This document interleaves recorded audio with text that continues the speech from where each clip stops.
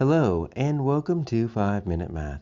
Today we are looking at the Algebra 1 concept of rate of change. This is standard A.3B in the great state of Texas, and we are using item number 36 of the Redesign Practice Online STAAR Test. If you haven't done so already, please go ahead and take a moment to pause the video, work this problem out on your own, unpause it, and we will look at our answers together. So we have a bicycle rental company that has a fixed rental fee for the first 30 minutes and the cost per minute for each additional minute. So we have a table, shows a linear relationship between the total cost and the rent and it takes to rent a bicycle and the additional minutes. So we're looking here, look, it's underneath the table. Let's go and open up our graph draw so we can underline that here. We're looking for the rate of change for the total cost in dollars with respect to the number of additional minutes. Now this with respect to is an important phrase because it gives us a clue. It means per. So total cost in dollars per additional minutes. So if we pair that with this word rate, which is similar to our word ratio, kind of can mean the same thing, ratio and per let me know. All right, so I'm dealing with a ratio there. And that per means it's going to look, let's make it look like a fraction. So I'm going to say it's the cost, right? That's in the front of the per. And on the back side is the minutes. So cost per minute. So when we're thinking of these two variables here, right? This is going to be my independent variable because it's the minutes that drive the cost, right? How many minutes I have is what's going to set my cost, or I could say my total cost depends on the number of minutes. So that's my dependent variable. If I have 55 minutes, that's going to raise the cost. If I have 15 minutes, my cost isn't going to be as much. So what do we know about our independent variable? Well, typically, it's represented by an x. That's our domain.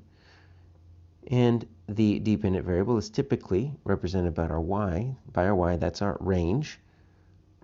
So really, the cost is going to be my y. And my number of additional minutes is my x. So y over x, but I'm looking for the rate of change.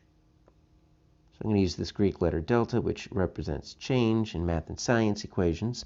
So change in y over change in x. Hopefully that's making you think of, yeah, we've seen that before. That's rise over run. So guess what we're looking for? After all this work, we're looking for m. We're looking for our slope. All right, well, we know how to find slope or m, right? It's on our reference materials if we need it.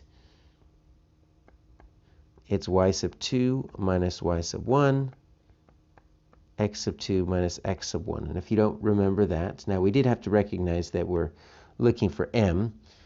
But once we figure out we're looking for m, there it is at the very bottom of the screen. M equals, and then we've got that. So we have to recognize first that we are looking for slope.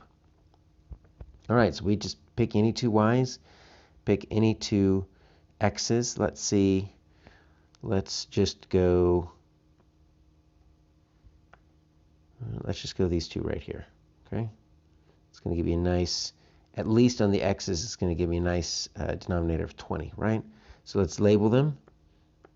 You want to make sure your x1 matches up with your y1, your x2 matches up with your y2. You could choose any set of x and y coordinates. You can even choose these two and flip the y1 and y2. It's not going to make any difference. All right, so 585 is my y2, 445 is my y1. And then on my x2, 55. And that's going to give me 35 for my x1, so that's going to give me a nice round 20 down there. Looks like it's going to be $1.40.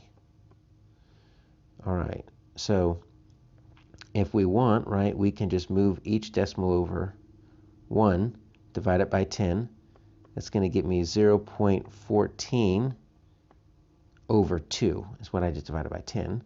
So what's half of 14 cents? Well, half of 14 cents is going to be 7 cents. So I've got my answer right there at C.